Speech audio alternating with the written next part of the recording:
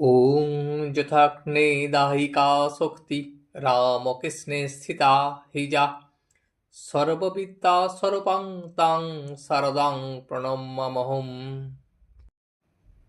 জননীং শারদাং দেবীং রামকৃষ্ণায়ং জগদ্গুরুং পাদপদ্মে তস্মিতাঃ প্রণমামি মুহুর্মুহু। জয়রামবাটিতে পুনরাগত শ্রী মা দেখিলেন পল্লীশ্রী পূর্বেরই ন্যায় আছে। জনক জননী ভ্রাতা ভগিনী আত্মীয় স্বজনের স্নেহপ্রীতি আগের মতোই সমভাবে আছে। দৈনন্দিন কর্মপ্রবাহ আলাপ আলোচনা সব আগের মতোই চলিতেছে, কিন্তু তবু প্রাণের নিভৃত কোন অস্ফুট ব্যথা যেন মাঝে মাঝে গুমরাইয়া উঠিতেছে। কামারপুকুরে যে দৈব আনন্দের অধিকারিণী তিনি হইয়াছিলেন, তাহার স্মৃতি অবিরাম অন্তরে জাগ্রত থাকিয়া অথচ বাহিরে উহার কোনো প্রতিচ্ছবি দেখিতে না পাইয়া পদে পদে ব্যাহত হইতে লাগিল, এবং সে প্রতিক্রিয়া তাহার হৃদয়কে মথিত করিতে থাকিল। শরতের পর হেমন্ত, হেমন্তের পর শীত আসিল। শ্রীমা শুধু উৎকর্ণ হইয়া রহিলেন। যদি দৈবাৎ আদান প্রদানে সমস্ত বাধা অতিক্রম করিয়া উদাসীন প্রায় এই ক্ষুদ্র গ্রামে সেই নরদেবের কোনো সংবাদ আসিয়া পড়ে, তারপর দেখিতে দেখিতে আরও 4 বৎসর অধিককাল কাটিয়া গেল। এই সময়ের মধ্যে দক্ষিণেশ্বরের দু একটি কথা হঠাৎ আসিয়া পড়িয়া গ্রামে জল্পনার খোরাক যোগাইতে লাগিল। গ্রামবাসী যাহা শুনিল তাহা হইতেই সিদ্ধান্ত করিয়া বসিল যে শ্রীরামকৃষ্ণ উন্মাদ। শ্রী মায়ের মনে বা কার্যে তখন পূর্বের ন্যায় আর ফুর্তি ছিল না। তিনি যন্ত্রবৎ সব করিয়া যাইতেছিলেন, কিন্তু অহরহ শ্রীরামকৃষ্ণের বিরহজনিত মর্মব্যথার কালিমা তাহার বদনমণ্ডলে লিপ্ত থাকিয়া যদিও সহানুভূতি সম্পন্না পল্লীবালাদের দৃষ্টি আকর্ষণ করিতেছিল, তথাপি অজ্ঞাত ও সংকীর্ণতা মিশ্রিত সে সহানুভূতি যখন আত্মপ্রকাশে অগ্রসর হইত, তখনই শ্রী মায়ের নিবিড় ব্যথাকে নিবিড়তর করিয়া তাহার পল্লী জীবন অসহনীয় করিয়া তুলিত। সহানুভূতি দেখাইতে গিয়া তাহারা শ্রী মাকে জানাইত যে তাহার প্রতি অবজ্ঞার পাত্র, আর পরদুঃখে যারা আনন্দ পায় তাহার অঙ্গুলির নির্দেশে মাকে দেখাইয়া বলিত পাগলের স্ত্রী, অথবা সহানুভূতির ছলে নিষ্ঠুর মনোবেদনা দিয়া বলিত ওমা, শ্যামার মেয়ের খেপা জামাইয়ের সঙ্গে বিয়ে হয়েছে।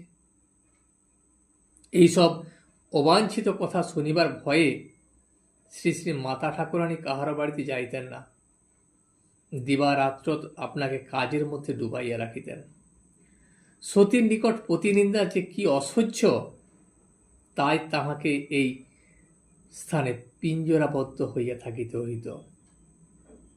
একান্তই মন হাঁপাইয়া উঠিলে তিনি গ্রামের ভক্তিমতী সহৃদয়া রমণী ভানুপিসির গৃহের বারান্দায় যাইয়া স্বীয় অঞ্চল বিছাইয়া শুইয়া কাটাইতেন। এই শুদ্ধ স্বভাবা ভানুপিসির একটা অন্তর্দৃষ্টি ছিল, যাহার প্রভাবে শ্রীরামকৃষ্ণের দিব্য ভাবের আভাস পাইয়া তিনি শ্রীযুক্তা শ্যামাসুন্দরীকে বলিয়াছিলেন, বউ ঠাকুরন, তোমার জামাই হল শিব, তিনি সাক্ষাৎ কৃষ্ণ। এখন যা বিশ্বাস করতে পারছো না, পরে পারবে, এ কথা আমি বলে রাখলাম।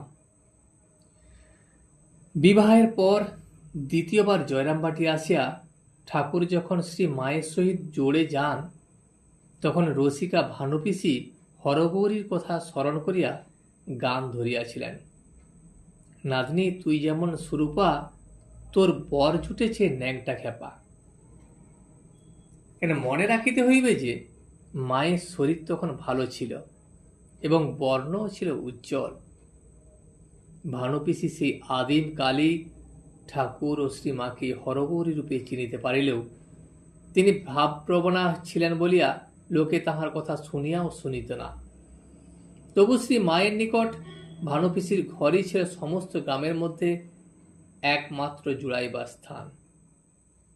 কিন্তু এইভাবে আত্মগোপনকে আত্মরক্ষার অদ্বিতীয় অস্ত্র করিয়া চিরকাল কাটিতে পারে না। অবশ্য ইহা সত্য যে শ্রীরামকৃষ্ণের সম্বন্ধে যেটুকু কথা কানে আসিয়া পড়িত তাহা তিনি শুনিলেও বিশ্বাস করিতেন না।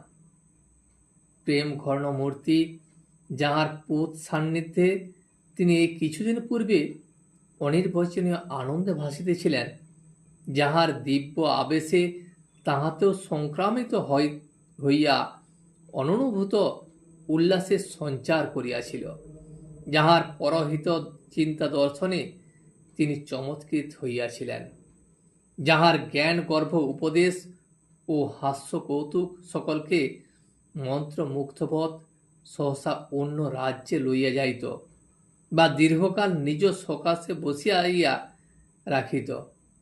তিনি পাগল, ইহা একান্তই অবিশ্বাস্য।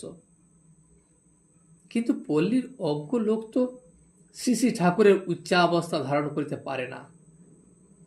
সুতরাং তাহাদের উদ্যম কল্পনা অপ্রতিহত গতিতেই চলিতেছিল, আর তাহাদের সমালোচনা শেষ ছিল না।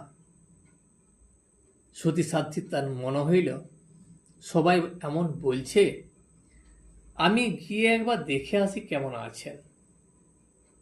তখন চৈত্র মাস, সালটা ছিল 1278। এক পর্ব উপলক্ষে ওই অঞ্চলের অনেক স্ত্রীলোক গঙ্গা স্নানে যাইতেছিল। শ্রী মায়েরও ইচ্ছা হইল যে তিনি তাহাদের সঙ্গে যান। তিনি ভয়ে ও লজ্জায় পিতাকে কিছু বলিতে পারেন না, অথচ মনের ভাব একেবারেই চাপিয়াও রাখা অসম্ভব। শেষ পর্যন্ত একটি মেয়েকে সব খুলিয়া বলিলেন। শ্রীযুক্ত রামচন্দ্রকে সব বলিয়া দিল। উদারমনা পিতা শুনিয়া বলিলেন, যাবে? বেশ তো। তিনি নিজেই কন্যার সঙ্গে চলিলেন। কন্যা ও সঙ্গীগণের সহিত শ্রী রামচন্দ্র হাটিয়ায় তারকেশ্বরের পথে কলকাতা রওনা হইলেন। প্রায় 60 মাইল পথ তাহাদিকে অতিক্রম করিতে হইবে। শ্রীমা সঙ্গী ও সঙ্গিনীদের সহিত প্রথমটা বেশ আনন্দেই চলিলেন। পথের দুই ধারে উন্মুক্ত প্রান্তর, প্রান্তরের মাঝে মাঝে রবি শস্যের শ্যামল ছবি, কোথাও বা ঘন বৃক্ষ সমাচ্ছন্ন গ্রাম, মধ্যে মধ্যে সুশোভিতা দীর্ঘিকা নয়ন মনে আনন্দ প্রদান করিতেছে।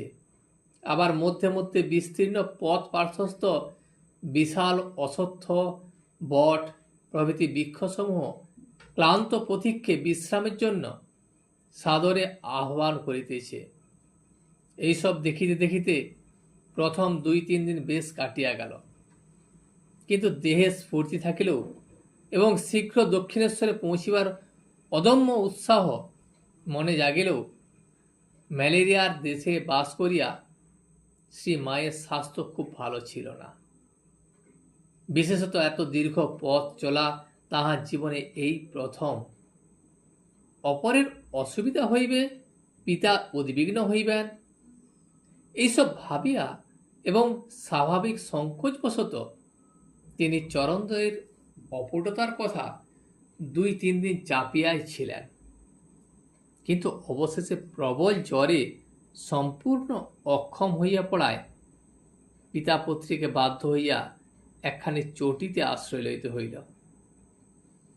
ওই অবস্থায় শ্রী মায়ের মনের নিদারুণ কষ্টের কথা সহজেই অনুমেয়। জ্বরের যন্ত্রণা তাহার জীবনে এই নূতন নহে, উহাতে হতাশ হইবার কোনো কারণ ছিল না। এমনকি এই অজ্ঞাত স্থানও তাহাকে তেমন চিন্তিত করিতে পারে নাই।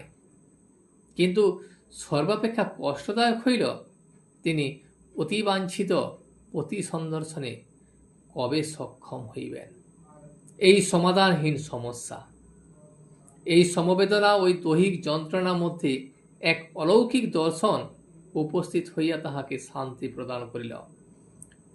শ্রীমা যখন জ্বরে একেবারে বেহুশ লজ্জা শরম রহিত হইয়া পড়িয়া আছেন, তখন দেখিলেন পার্শ্বে এক রমণী আসিয়া বসিল। মেয়েটির রং কালো, কিন্তু এমন সুন্দর রূপ তিনি কখনো আর দেখেন নাই। সে বসিয়া তাহার গায়ে মাথায় হাত বুলাইয়া দিতে লাগিল। এমন নরম ঠান্ডা হাত গায়ের জ্বালা যেন তখনই জুড়াইয়া গেল। শ্রীমা জিজ্ঞাসা করিলেন, তুমি কোথা থেকে আসছো গা? তখন নবাগতা কহিল, আমি দক্ষিণেশ্বর থেকে আসছি। শুনিয়া মা অবাক হইয়া বলিলেন, দক্ষিণেশ্বর থেকে? আমি মনে করেছিলাম দক্ষিণেশ্বরে যাব, তাকে একবার দেখব আর তার সেবা করব, কিন্তু পথে জ্বর হওয়ায় আমার ভাগ্যে ওইসব আর হলো না। তখন মেয়েটি বলল, সে কি, তুমি দক্ষিণেশ্বরে যাবে বই কি? ভালো হয়ে সেখানে যাবে, তাকে দেখবে, তোমার জন্যই তো তাকে সেখানে আটকে রেখেছি।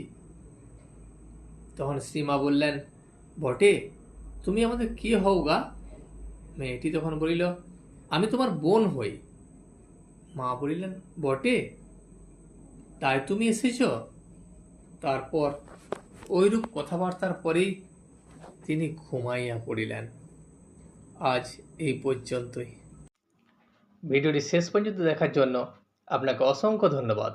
ভিডিওটি যদি আপনার ভালো লেগে থাকে তাহলে একটা লাইক, কমেন্ট এবং বন্ধুর সাথে শেয়ার করে দেবেন।